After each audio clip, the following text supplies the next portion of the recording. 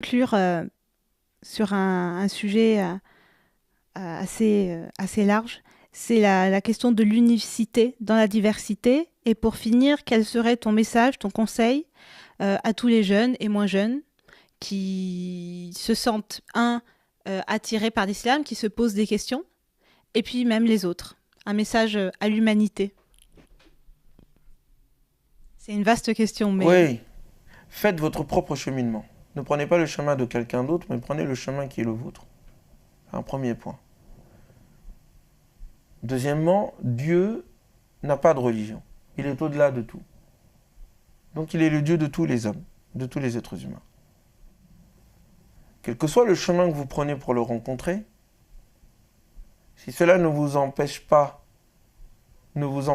d'être frère, si cela vous empêche d'être frère avec votre prochain, si cela vous empêche d'être juste, si cela vous empêche d'être vous-même, ce n'est pas la voie vers Dieu. C'est une religion falsifiée. Il faut la quitter. Le cœur de l'islam, l'islam en tant que message, c'est le message qui dit que tous les peuples ont eu un prophète et qu'il n'y a donc pas de peuple élu. Et que donc la vérité, il y a de la vérité dans tous les enseignements, chez tous les peuples. Et que le rôle de l'islam dernier est de rappeler l'islam premier qui se trouve dans toutes les religions. Toutes les religions ont leur cœur, visent ce que l'islam vise, c'est-à-dire être en paix avec le divin et avec soi-même.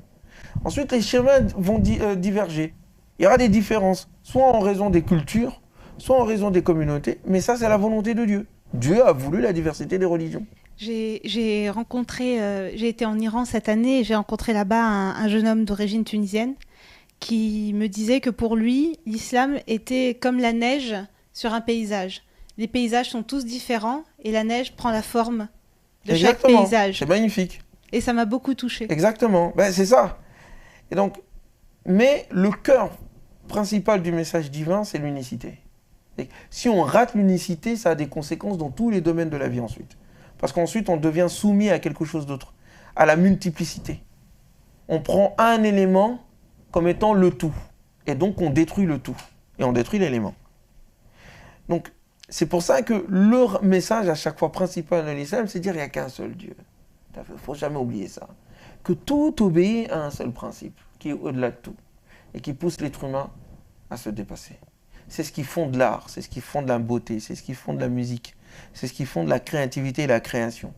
Il n'y a pas de créativité et de création sans proximité avec cet au-delà, que l'on ressent en soi et vers lequel on chemine. Si ce principe est là, ensuite, les religions sont ceux qui vont donner forme, chemin, voie pour exprimer cette unité, cette unicité.